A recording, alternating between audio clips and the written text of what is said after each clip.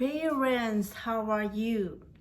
If you are planning to be married soon, or you're already raising your children, or your children are already grown up and they're already in their high schools or something like that, or if you are already a mother who's already in the golden ages, you know that there are children of you who are abroad and they're sending allowances for you every month, then this is a message for you.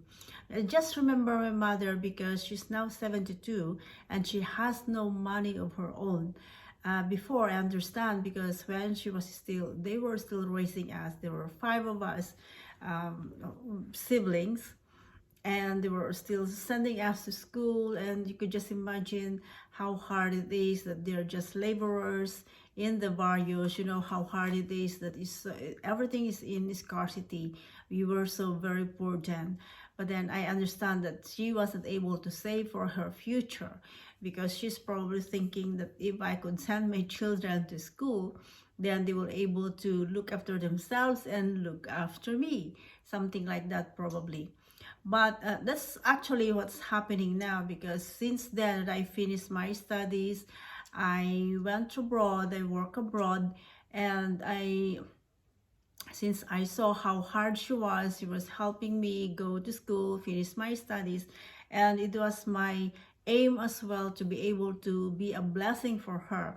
So until now, I'm still sending her, but then it just came to my mind that when you have no money of your own, it will be very difficult for your children to look after you when you're already vulnerable. Because I could see her situation right now, that she's not easy to look after. She's now difficult. I don't want that to happen to many of you who don't have that wise decisions beforehand, and then they just spend the rest of their time not thinking of their future, not thinking of their retirement budget, you know, because when you are old already, when you are under like 50, not even 50, 60s above, then you will be vulnerable, and those are the days, there are the times that you need more money, finances, to finance your medical needs. And if you are not prepared for that, then you will not be a blessing to your children, especially if your children are so hard up as well, and they're not they don't have many extras for you, right? So if you don't save for yourself, who will save for you? Of course, your children, because they could not just bear you seeing you like that. They could not just let you not to eat 3 times a day with snacks for 3 times as well during the day. But then it would be very nice that as early as now that you're preparing to have your children, to build your own family, establish your family, no matter how big it is that you're planning to have, then plan for your future as well. Plan to set aside money for your retirement.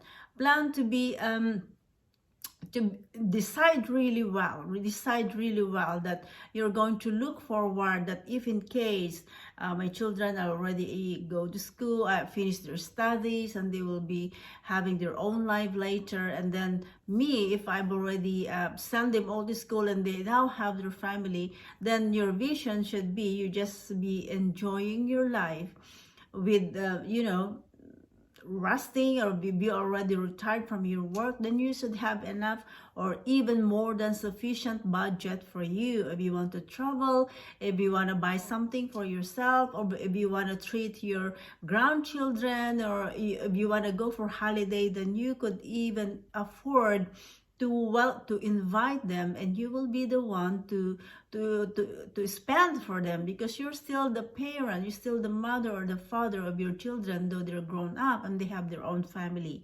If you are sufficient enough and you are wise enough to think when you are still in your 20s or 30s, 40s, 50s, then you are already well prepared to spend your life resting and enjoying, you know, visiting the places that you've never been when you were raising your children. I just thought of recording this or encouraging all of you, motivating you to really think of this, of saving for your future, saving diligently, knowing really how to cut back your expenses in order for you to have something to put aside that you could use for your future. Because if my mother really is very lucky, because I could understand her, I could since she's not really difficult, I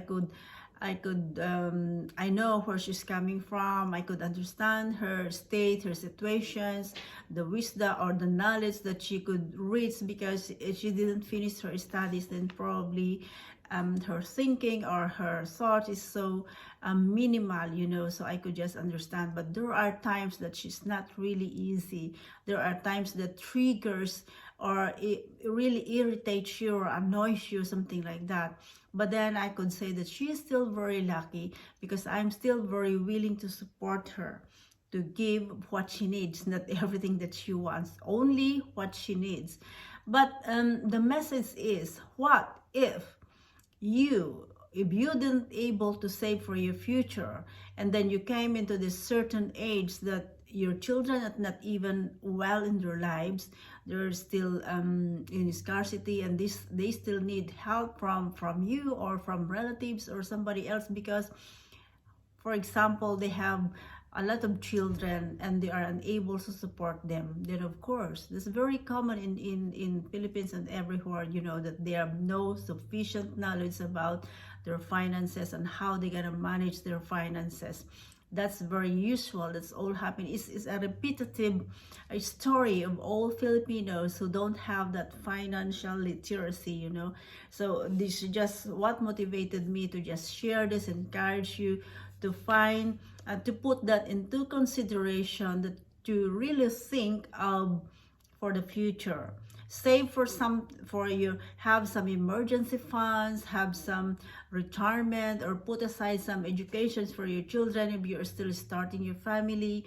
And then put aside as well if you're planning to buy a house, buy a lot, or whatever projects or investments that you have in mind in order to add to your resources, something like that. Then it is really an intentional planning or intentional decision, and really wanting to do it, put into practice that one. And believe me, if you are going to do that as early as now, like if you are in your 20s, mid 30s or 40s, something like that, and you're doing that diligently, saving consistently, even just 5-10% of your salary every month, then you will be able to enjoy your life when you are already in your golden years.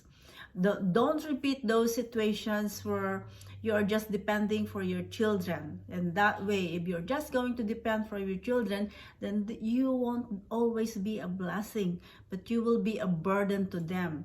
It will even cause them, the siblings, to fight for one another, because they're always wanting to be free from looking after you. Of course, like the case of my mother, only my sister who is there looking after her. My brother is there as well, but of course she's a woman, and my sister will be the fit to look after her, whenever changing pampers, something like that, and everything. She's really vulnerable. And if you don't have money, and you are not easy, you're difficult, and you're not even loving and compassionate and gracious, you're not kind in the way you talk or to communicate with your children, then you are not really a blessing. You are not a blessing, but you are a burden, because instead of you promoting love or creating harmonious relationship among your children, then you are even digging, or you even creating moods of, you can understand what I mean. So I would suggest that if you plan now, plan for your future, save bit by bit for your retirement, and then you will truly enjoy life. Look after yourself as well. Look after yourself by eating healthy. Don't be stubborn anymore like her. I told her not to smoke cigarette anymore. I told her not to to eat bagoong, but she always loved those ones. She couldn't resist, probably because she is what used to. But then in the end, it is her body that suffers. So if it's the same thing with us, if we keep on doing those things that we know is not really helpful to our health, it's not really helpful for our future, not really helpful for our relationships, with our work, with our finances, we're gonna go into chaos if we don't learn how to manage well our expenditures. And first and foremost, if we don't have the fear of the Lord, so that we could be able to have that wisdom and the knowledge and the understanding on how we're going to spend our money, on how are we going to save, and how are we going to put aside something, or how we are going to be disciplined in managing our finances, then we'll be into chaos. We will never be free from poverty. You'll always be in lack, and you will never enjoy your life. So that's just my message for this afternoon, that whether you're still starting your marriage, starting to build your family, or you're already in the mid of bracing them up, studying them up, but still put aside something, set aside something for your future, that you don't just depend your life from your children, you know. Have something for yourself. Have something for yourself. And especially for those as well who are just receiving their monthly income. It's like my mother again. She's been receiving monthly allowances since I was 20 and I'm now 53. She was receiving allowances, and I even had her a convenience store to manage, and I was telling her since then to save even just 100 a day, and that will accumulate, but she has zero. She has zero. So if I'm going to tell that she's no longer a blessing to me, but she's already a burden, that could be, but I don't see that way. But she's still my mother. If she's stubborn, what can I do? She's still my mother, and she's still my responsibility to look after. And it's just my wish that this story, this case, will no longer be repeated. Okay? That's why I'm sharing this to all of you. Oh my God, something happened. That's why I'm just sharing this, that this will never be repeated, and then we'll be able to enjoy our life when we are already in that stage of vulnerabilities. Okay, something happened. So as if I swallowed something.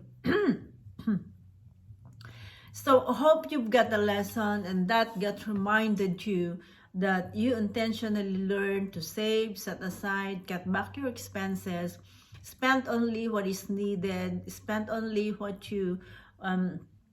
is necessary, and for those ones, you know, you can just wait. And if those projects that avoid overspending, avoid immediate gratification, you know, that could wait. You know, if you, like for example, if you see something that's really beautiful in your eyes, and then you can't sleep anymore if you don't get that, then that's probably be stopped, and try to be more wise, you know, be wiser in dealing with all of those, and have that strength to really focus on building your finances first. And when you're already fully established with that, then you can just be able to spend or to buy the thing that you like. You can be able to travel, you can be able to give, you can be able to be helpful and a blessing to everyone around you, right? But first and foremost, we need to learn to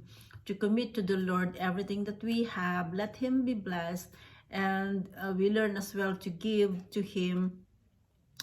Me, I am giving 10% because I acknowledge that everything I have came from Him. So every time I receive my salary, the first deduction from my bank account is my tithes. That is honoring Him, that that salary was from Him. although I work, but if he didn't able to, if he didn't give me that strength, that wisdom, that abilities, capabilities to work, then I don't have that salary. So I do acknowledge that that is a blessing from above, and it is my heart, and is my desire as well, my joy, to give him back that one, and that could be for the furtherance of his kingdom.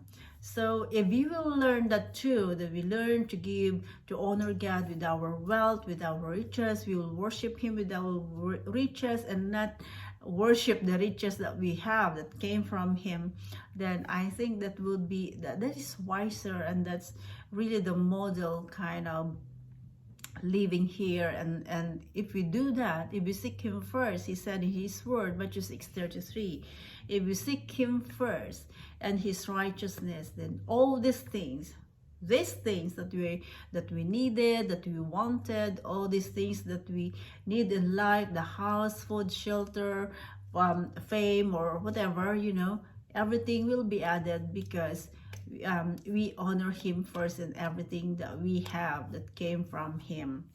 So I thought I'm if I've given you some insights, some encouragement, some motivations or inspirations, or I have reminded you to save, then please do, because this is all for good for you. If you don't save for yourself, who will save for you?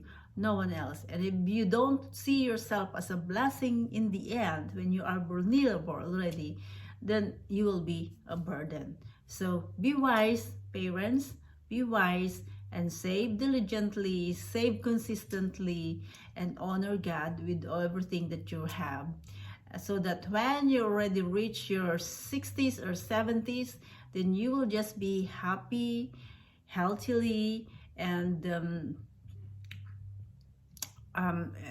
you will just be happy, healthy, and full of life already, because you can just live, love, and love, right? You can just enjoy life with your granddaughters or grandsons, and your family of your husband, if he's still around, or your wife is still around, then you can be able to enjoy life together with finances that you are able to spend to wherever you wanted to go.